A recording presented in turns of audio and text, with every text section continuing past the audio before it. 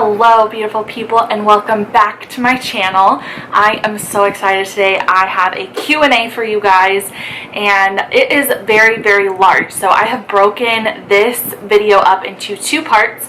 The first part will have about 20-ish questions, and part 2 will have the same amount of questions. I wanted to split them up so that I would actually be able to address each question instead of trying to rush through it worrying about time. So yeah, the majority of these questions are dental hygiene school questions. So if you are interested in that, just keep watching. Alright guys, so I'm just going to go ahead and jump into the first question. I think in some videos I have heard you mention that you live kind of far away from campus. My campus is 45 plus minutes away depending on traffic. Would you suggest moving closer to campus or trying to commute and save money?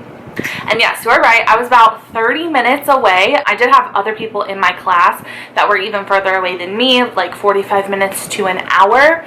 If you can financially afford it, then yeah, by all means move closer. Luckily, my program did know that some of us were commuting a good amount, and so they would make sure that they scheduled our days pretty long so that we weren't coming back just for like a 3-hour-long class or something like that. So if it's financially feasible for you to do that, then yeah, definitely, if you can do that. But if it's more important for you to save money, it is not that big of a deal to drive. I mean, most of us probably are going to end up driving like 30 minutes, 45 minutes to work every day. So if you think about it in that way, yeah, if it's financially feasible for you, then definitely. If not, it's really not that big of a deal. It wasn't that bad. It was kind of therapeutic for me to be driving down the road for 30 minutes and just like having a woo-saw moment before and after school. Just being able to like listen to music and just like jam out, like not having to worry about anything else, you know what I mean? What are some mistakes that you've learned from in the past 2 years?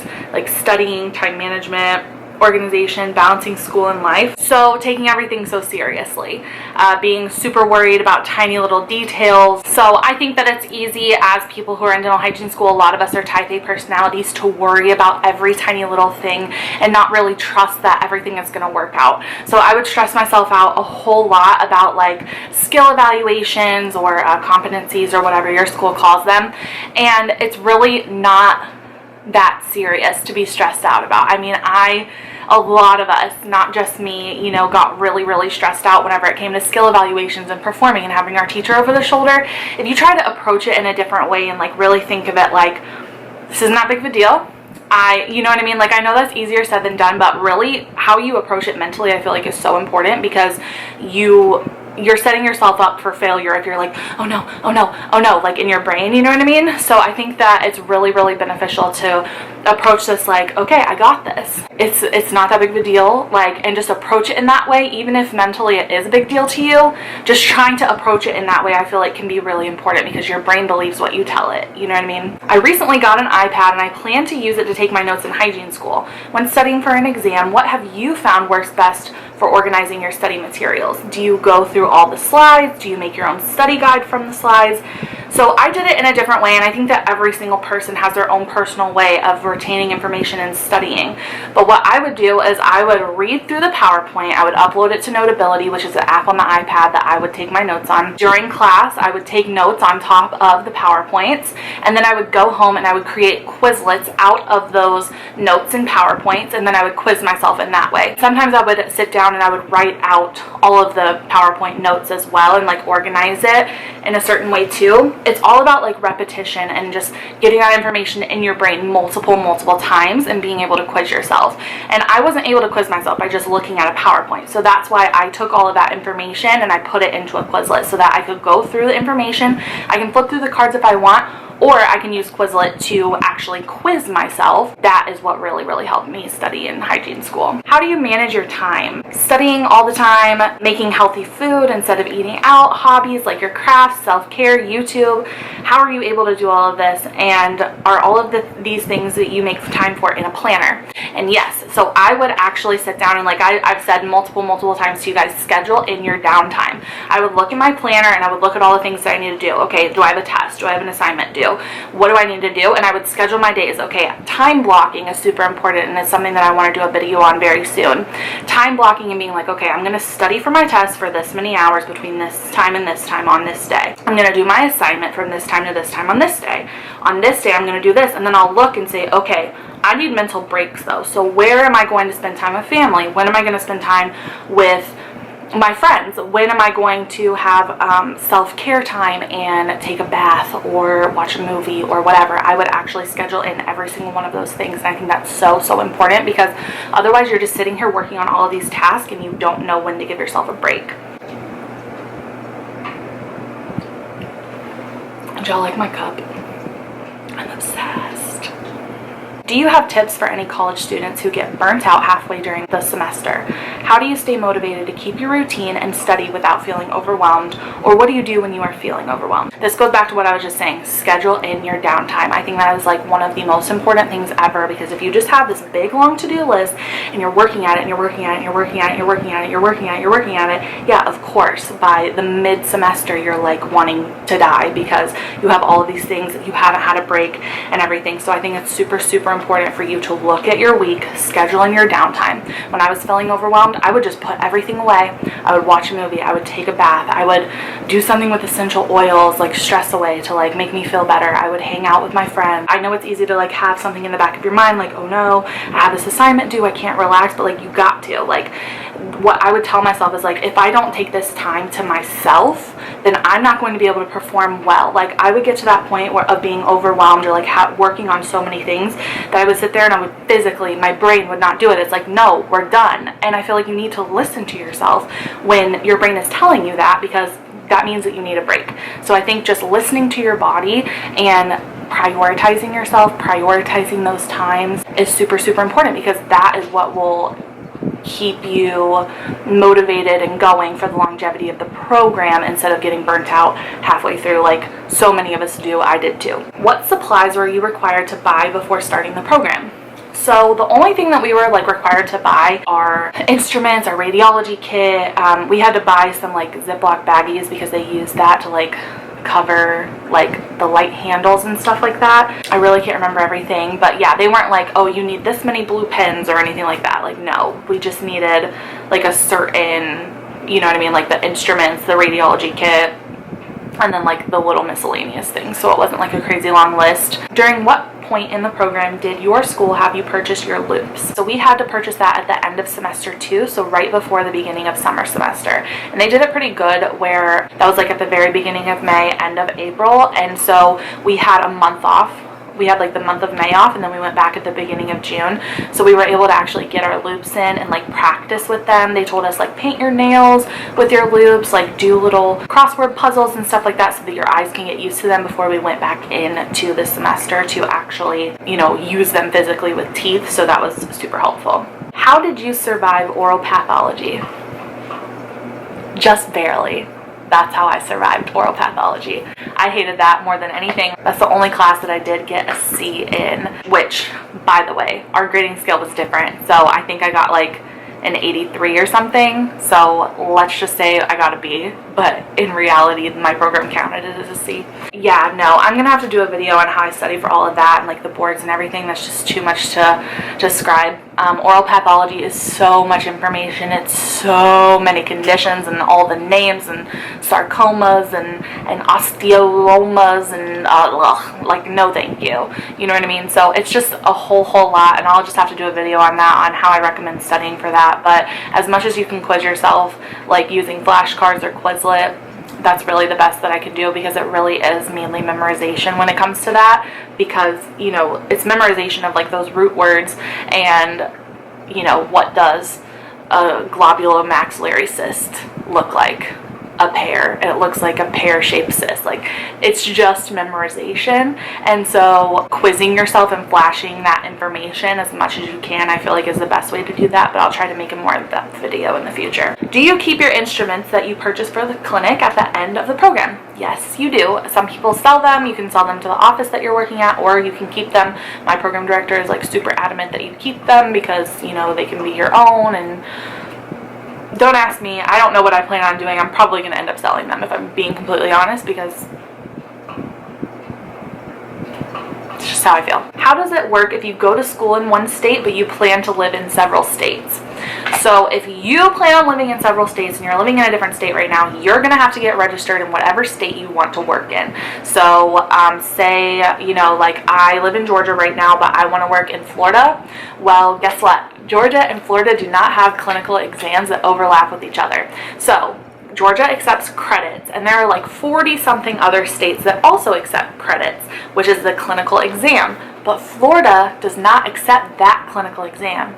They accept ADEX. Georgia accepts credits. Florida accepts ADEX. Okay? So because Florida does not accept credits and Georgia does not accept ADEX, if I want to go work in Florida, I have to go take ADEX, which means I have to go clean someone's teeth, pay $1,000 again for a clinical exam, a second clinical exam, because I'm already registered in Georgia, right? And then I have to take the Florida State Laws test, and I have to submit all of my information to get registered there. Say I wanted to move somewhere else that did accept credits, which is what I take for Georgia, right? Then it won't be that big of a deal. I'll probably just have to take like a laws test and submit all my information and just submit my credits exam score to that state, and I can get registered there if they accept the same clinical exam. So that is what's really important to remember, is that whatever state you want to move to, that state has to accept the clinical exam that you're taking. Otherwise, you're going to have to take another clinical exam to get registered there. I hope that makes sense. I can make another video on that in the future. What do you recommend for students who didn't get into the program the first time? Do I keep trying? If you really want to be a dental hygienist, then don't give up. These programs are hard to get into. My school only accepts 14 a year. It just depends on what school you're going to, who you're going up against. I mean, if you have iffy grades and you're going up against 14 people who have all A's, it's highly unlikely that you're going to get in. So improve your grades if you can. I know some places don't let you retake classes, but if you can retake classes, just keep trying and don't give up. I didn't get in the first time that I applied, and I retook some classes, and I applied with, I was confident I was going to get in the second time because I tried to make my application as best as I could. If it's really important to you and you really know that you're meant to be a dental hygienist, don't give up. How often do alternates get chosen to go back into the hygiene program? I don't really know. I'm not a program director, so I don't really know about this, but I do know that the class under me, someone quit last minute in the very beginning, and an alternate was called in. So it does happen, and I know that my school said that it has happened, several years. Our year it didn't happen, but it definitely happens. So if you are an alternate, don't lose faith, don't lose hope. It could still happen for you. I know this might sound dumb, but I am curious about your bachelor's program that you are taking. Are all of your courses online, and what are you getting your bachelor's in? I'm wanting to eventually be able to teach and get my master's, but I don't know where to start, and my teachers aren't very good at explaining it. Okay, so it's not dumb. All of my classes are online. It depends on what school you went to, but my bachelor's program that I'm doing is a bachelor's bridge program. So it's a RDH to BSDH, kind of like a RN to BSN, right?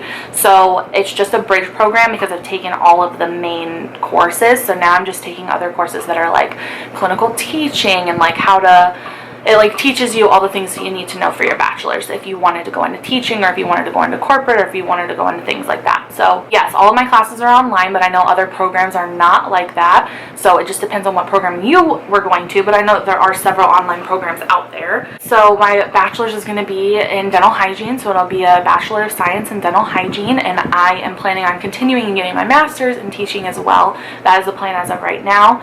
And so if that's what you wanted to do, you can get your bachelor's in anything that you want to. It's just after you're an RDH, it's pretty easy to just go back and do the bridge program because it's only a year long if you go full-time. I'll do a video more in depth on the bachelor's program that I'm doing and how all of that works and the job opportunities that opens up and everything like that. Yeah, if you want to teach, a good way to do that would be doing your RDH to BSDH and then going back and getting your master's. You're going to have to see what your state requires for you to be able to teach. I know in Georgia you have to have a bachelor's to teach clinical, so like just going in and teaching clinical, like being in clinic, but you have to have a master's to teach lecture. But I know some other states, I think you only have to have a bachelor's to teach lecture, so it just depends on what state you're in and what exactly you want to do. Any advice on making money throughout hygiene school?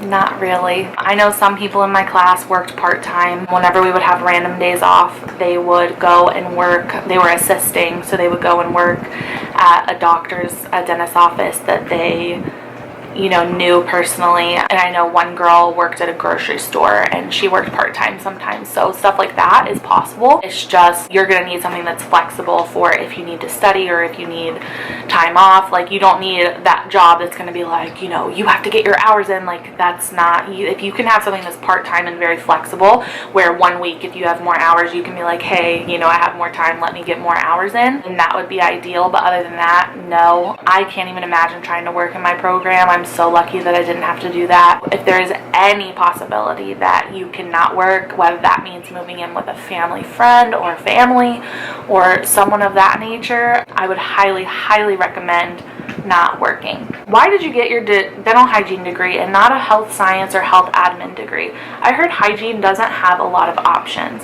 So yeah, hygiene doesn't have a lot of options when it comes to just getting an associate. Basically, the only thing that you can do is go work in a dental office and clean teeth. Unless you're getting your bachelor's, then you can, you know, go on to be a teacher, work in corporate, things of that nature. So I went because I knew that I wanted to be a dental hygienist initially. I knew that that would possibly be a springboard for other things for me to do, because I am just like very goal oriented and I just really want to continue on in my education. But I knew that that would be a good way to start, you know, get my associates, start working, and then work on other degrees as I, you know, see fit, or as whatever I want to do. So what is the process for registering for boards, and which clinical ones are you taking? So I was planning on taking credits in 8X, but because of everything that was going on, I backed out of the 8X because it was just too complicated to get in. So I'm going to do that at a future time. So I am just taking credits for Georgia.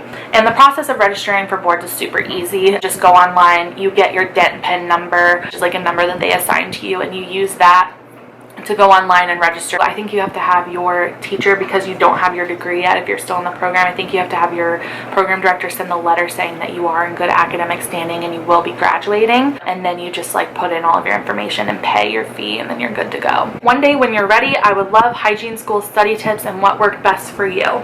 Yes, I will be making a video on that for sure in the future, hopefully soon. For now though, I can say Quizlet, taking notes on my iPad, just as much repetition as you can possibly get is the best way, in my opinion. Turn your PowerPoints into Quizlet so that you can scroll through on your phone, you can scroll through on your laptop, you can scroll through on your iPad, you can quiz yourself, you can play games with it, and it just allows you to really interact with the material.